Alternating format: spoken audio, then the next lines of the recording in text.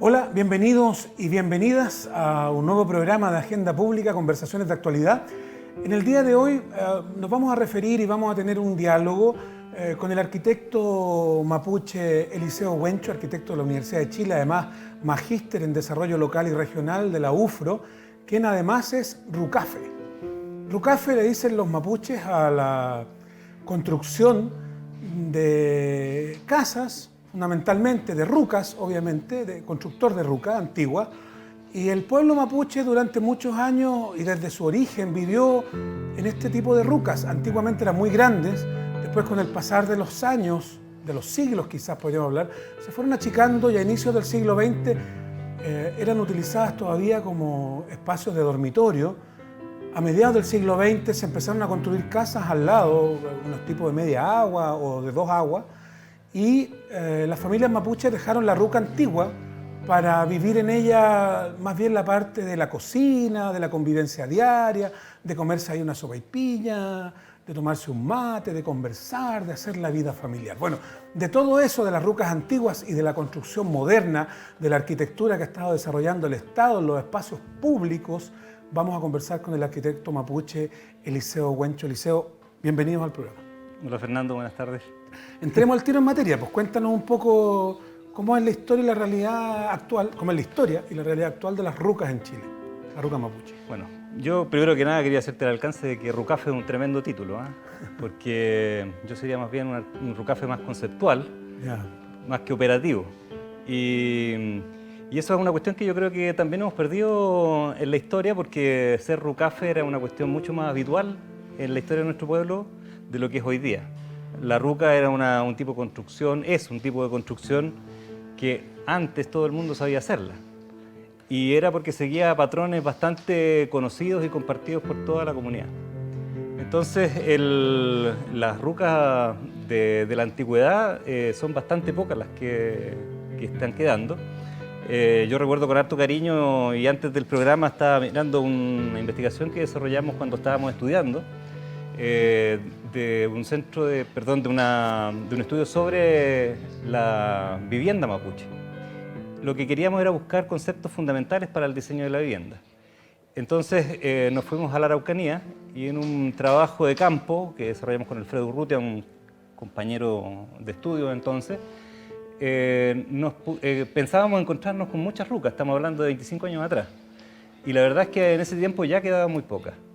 Eran muy pocas las que estaban siendo habitadas como habitación propiamente tal, ya que muchas personas estaban combinando el uso de la ruca y con el uso de la casa, digamos, con materiales industriales, ventanas, puertas, en fin, y la ruca era usada como cocina. En otros casos ya donde la ruca desaparecía más, quedaba solamente como una especie de fogón. El fogón que existe en el campo y que hoy día sirve para desarrollar muchas labores campesinas. Y eso se debe a varios factores. Pues uno de ellos también tiene que ver con la pérdida de los materiales con los cuales se construye la ruca. Pero la ruca se resiste a desaparecer, diría yo, en la cultura mapuche, sobre todo en la cultura del campo, porque contiene una cantidad de elementos culturales que son inexistentes sin la ruca. El Neutram, como dice nuestra gente de la conversación, es una cultura que se da en torno al fuego. Te voy a pedir que nos pueda, mientras seguimos la conversación, que ahí estamos teniendo unas imágenes de apoyo, lo que es una ruca, a ver si la alcanza a describir para quienes no lo conocen. Mira, la ruca básicamente tiene la característica general de ser una construcción unitaria, un solo gran espacio.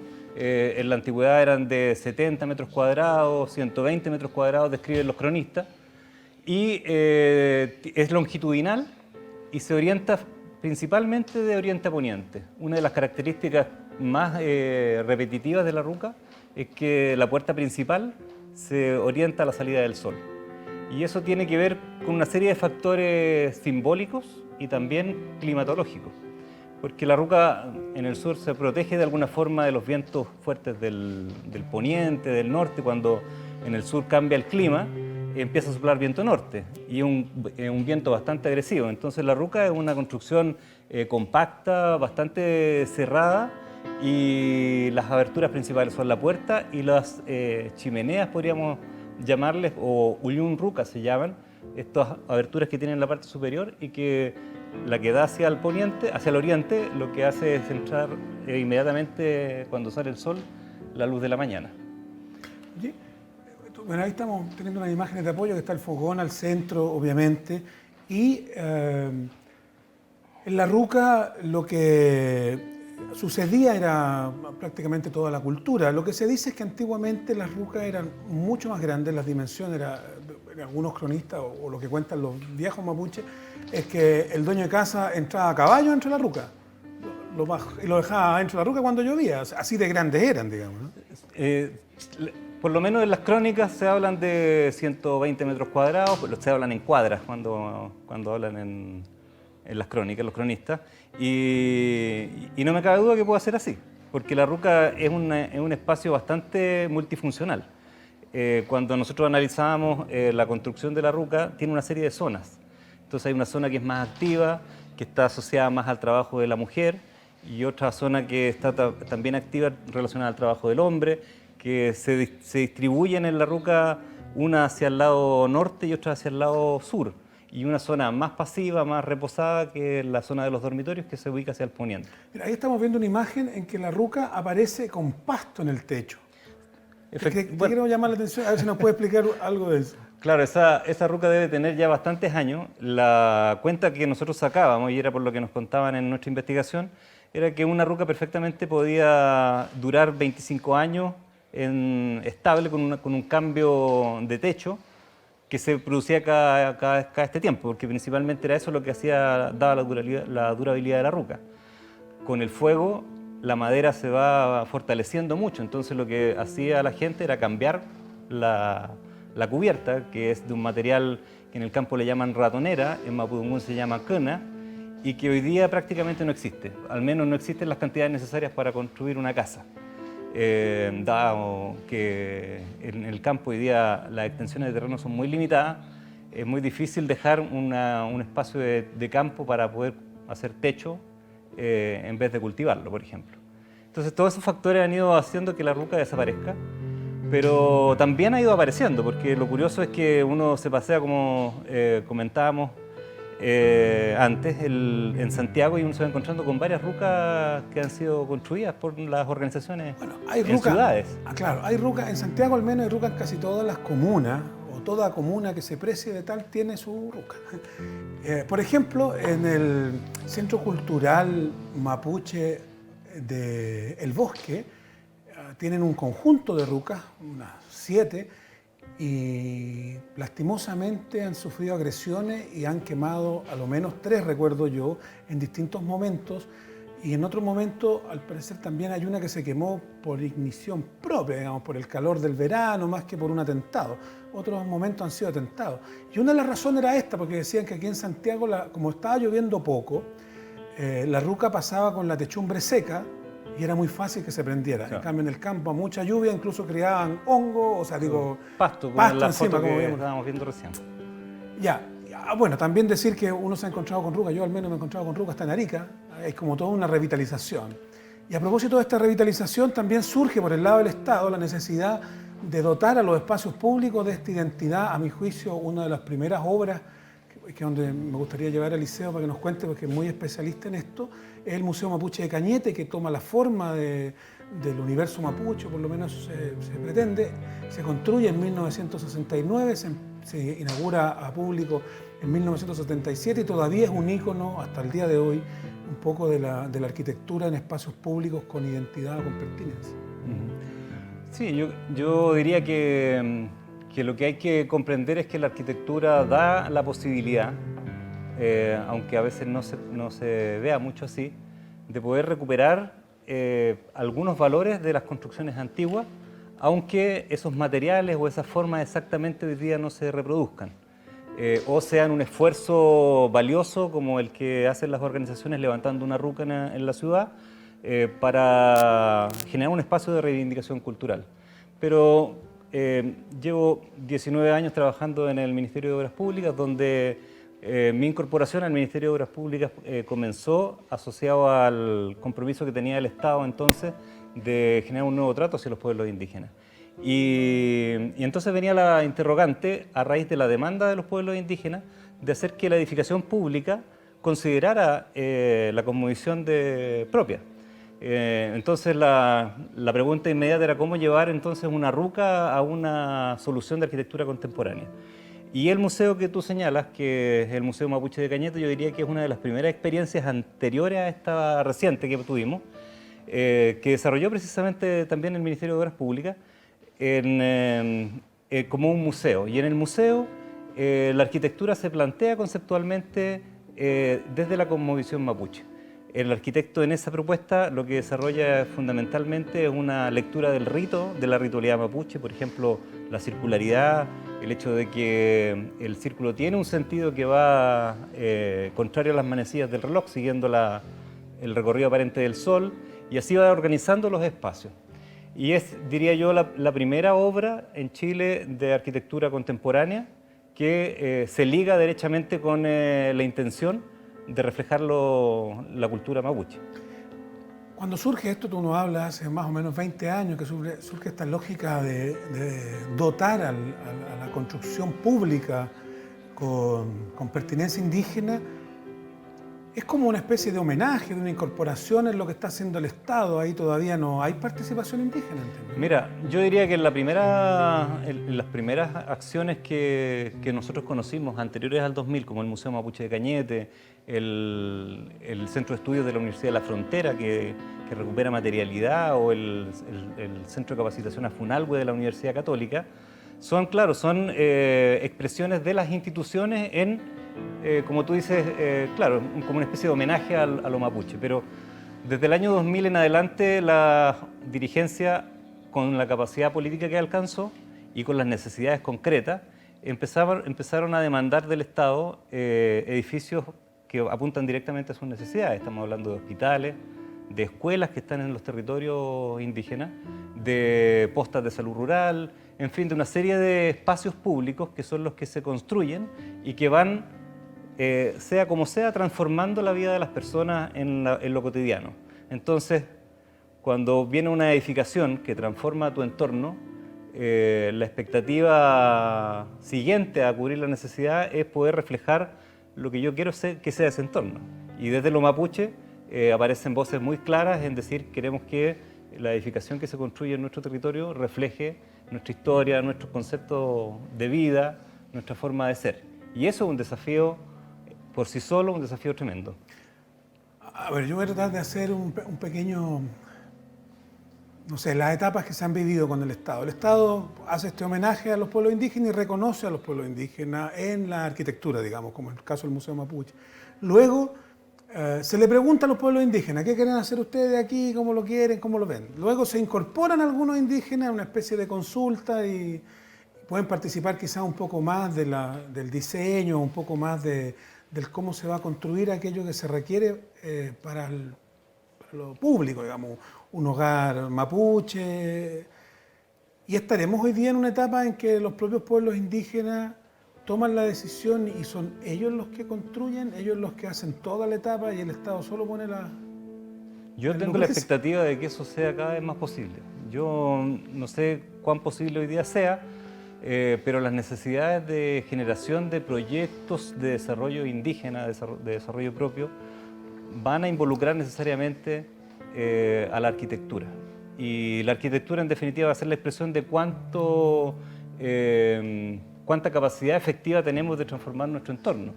Efectivamente, hoy día han sido a través de proyectos que provee el Estado, pero yo diría que no es menor el hecho de que hayan sido desarrollados con una participación. Yo diría que los más exitosos es donde la participación es bastante potente. Yo te diría que los primeros proyectos donde esto ocurrió se daba también donde habían alcaldes mapuche. Es decir, yo diría que hay una correlación. Estamos hablando de Curarrehue, estamos hablando de Tirúa, por ejemplo, en el año 2000 y tanto, en que había una correlación de capacidades de gestión y disposición de las instituciones públicas de llegar a un buen resultado. Y esa cuestión yo creo que es un espacio que tiene mucho para crecer y yo creo que por ahí está el camino. El Liceo participó hace poquito tiempo, en marzo, o sea, a mediados de marzo, en un coloquio internacional sobre nueva arquitectura indígena en América Latina y te quería preguntar cómo fue la experiencia que compartiste con otros pueblos o con otros arquitectos. Cuéntanos un poquito cómo estuvo ese coloquio en Buenos Aires. Fue súper interesante, es una experiencia que reunió a pueblos indígenas, a profesionales multidisciplinarios, indígenas y no indígenas, de Chile, de Perú, de Argentina, de Bolivia, en el Cono Sur, Paraguay también, y una delegación de canadienses, donde estuvo la participación de muchas personas interesantes, pero quizá vale la pena mencionar a Douglas Cardinal, que es un referente en Canadá de la nueva arquitectura indígena. Es autor del museo Smithsoniano de Washington, el Museo del Indio Americano se llama, y de una serie de obras que están en las comunidades canadienses, donde él ha desarrollado una forma de enfrentar la arquitectura desde la cosmovisión indígena. Él dice que hace la arquitectura orgánica, pero orgánica como una forma de proceso que va de adentro hacia afuera a partir de una visión transformadora que parte y se asienta desde la forma de cómo las comunidades ven lo que quieren ser. Y bueno, él es una persona que ya tiene un recorrido, hoy día tiene 81 años, es realmente admirable el trabajo que ha desarrollado y fue la ponencia principal. También estuvo un arquitecto joven que es bastante interesante lo que está haciendo, que es Freddy Mamani, que en el Alto de La Paz, en Bolivia, ha hecho prácticamente una revolución, porque con sus clientes que son aymara, hay que saber que en Alto La Paz ha tenido una inmigración desde el campo a la ciudad bastante potente y fuertemente aymara. Y reconocer también, como lo pudimos compartir con él, que el mundo aymara ha adquirido una autonomía económica importante que les da la posibilidad de construir un edificio en el terreno que habían adquirido, hacerlo de 4 o 5 pisos y tener una estética propia. Una estética que si ustedes la recorren después, si buscan a Freddy Mamani, van a ver estos edificios de colores que son súper llamativos, que son súper figurativos algunos, y que de alguna forma son una especie de choque a la academia, de lo que se entiende hoy día como especie de arquitectura contemporánea. Entonces, conocido también como cholets. Claro, efectivamente les dicen cholet. Mamani dice que peyorativamente al inicio, pero él le da una vuelta a esa, y es bien interesante porque él dice que sus edificios son como mujeres, como cholas y chalet, por el colorido de las polleras y también por el carácter maternal de cobijar a la comunidad. Me contaba que en el primer piso de estos edificios es comercio, y en los segundos y terceros pisos son centros de eventos, un centro de reuniones, y en los pisos superiores está la vivienda del propietario del edificio. Entonces, un caso bien interesante que habla de que, un poco con la pregunta que tú hacías, si es que en Chile o desde el pueblo mapuche estamos en condiciones de hacer nuestras propias obras, también pasa por esas capacidades económicas que podamos tener de poder llevar adelante obras grandes, económicas y también sociales, políticas, para poder ir transformando un entorno también que es compartido, ¿no? Porque tampoco es un espacio absolutamente mapuche el que hoy día estamos viviendo, sino que es un espacio multicultural. ¿Cómo dirías tú que está el desarrollo de la arquitectura pública o la arquitectura indígena en espacios públicos o arquitectura con pertinencia? Bueno, tiene varios nombres, de lo que se ha desarrollado en Chile en los últimos 20 años comparativamente con otros países como los que participaron del coloquio.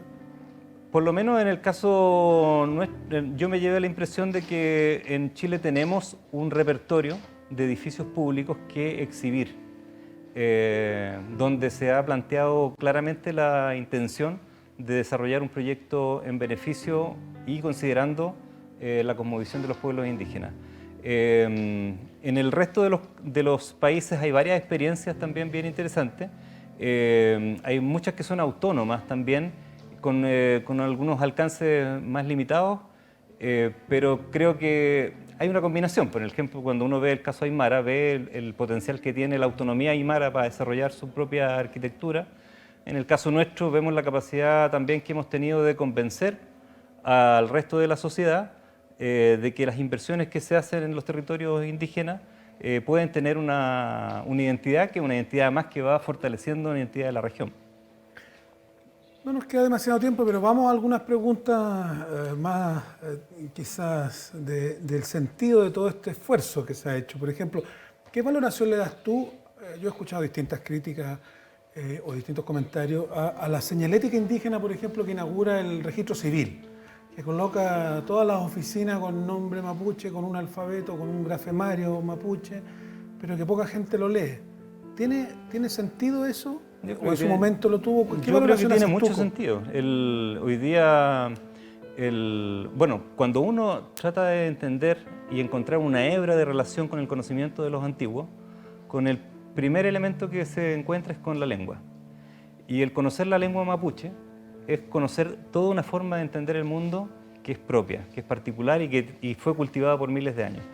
Hoy día la lengua está en condiciones de poco uso. Y existen esfuerzos bien importantes de revitalizarlo y a mí me causa mucha expectativa el interés que tienen jóvenes hoy día que organizan cursos, que desarrollan academias de lengua, donde están recuperando efectivamente un conocimiento antes de que se muera. Y yo creo que esa detención de evitar que el conocimiento se muera a través de la lengua, yo creo que se ha logrado en cierta medida. Y el hecho de que los edificios públicos vayan colocando el nombre de los recintos o la señalización va a ser un apoyo efectivamente a todos esos esfuerzos. Claro, hay gente que no sabe lo que dice ahí y que probablemente hay gente de nuestra edad ni se interese por aprender. Pero hay que pensar de que esos letreros lo ven los niños, que mapuches y no mapuches deben estar aprendiendo mapudungún en la escuela y sabiendo que en esta tierra existe una cultura que tiene miles de años y que le ha puesto nombre a las cosas antes de las que supiéramos nosotros ponerle. Como el cerro Tupahue, por ejemplo, que se llama San Cristóbal, o el Huelén antiguo, que hoy día se llama Santa Lucía, y así un sinnúmero. Pero, ¿cómo ves tú el futuro del pueblo mapuche a un plazo mediano, a 5 años, 10 años? Desde la arquitectura, digo, del diseño, de las cosas que tú haces, ¿cómo? Yo creo que hay un pueblo mapuche diversificado que habita un contexto territorial que es mezclado. Se dice mucho que, claro, efectivamente 2/3 de la población vive en ciudades, pero creo que esa cifra hay que un poquito matizarla, porque cuando se hace el censo se cuenta como urbanos pueblos como Curarrehue o ciudades como Curarrehue, centro urbano, pero entonces hay una buena cantidad de población mapuche que vive en ese tipo de urbes. Muy cercanas Al mundo rural, muy cercanas al territorio ancestral, donde están depositados los sentidos profundos de nuestra cultura, los volcanes, los cerros, los ríos, los menocos, que son cursos de agua, los humedales, las plantas medicinales, en fin, todo eso está a la mano. No es el mismo caso en Santiago, pero esa diversificación de cómo hoy día estamos viviendo nos puede dar posibilidades de despertar, diría yo, del adormecimiento que significa estar en la ciudad viviendo una vida que a veces se nos torna insuficiente y donde lo mapuche o lo antiguo de nuestras culturas puede significar una alternativa no solamente para nosotros como pueblo, sino que para la convivencia de toda la ciudad. Es decir, el sentido que tienen los mapuches del Kumefelén, el Icrofilmonien, por ejemplo, que son conceptos del estar bien, del estar en paz o de estar en buena relación con todas las formas de vida, es uno de los valores que se sintetiza en esto de que nos dicen que el mapuche tiene mucha relación con la naturaleza. Es más profundo que esa frase y que yo creo que es lo que hoy día le hace falta a nuestra forma de vida urbana y a nuestra forma de vida en realidad en todos los territorios. ¿Tú imaginas, por ejemplo, que llegue a suceder en algún momento, después te decía, de aquí a 5 o 10 años, no en 100, digamos, pero que familias mapuches que puedan tener algún tipo de buen ingreso monetario puedan construir su casa pensando en el diseño mapuche ancestral, original, cultural? No sé si tan ancestral, pero vivirlo así. ¿Te ha tocado experiencia de que alguien te haya llamado o te haya preguntado, haya sabido, que te digan, sabes que me quiero construir mi casa, pero quiero hacer como la ruca antigua? Sí, o sea, hay muchos casos, hay gente que lo hace directamente y he colaborado con personas tratando de hacer eso.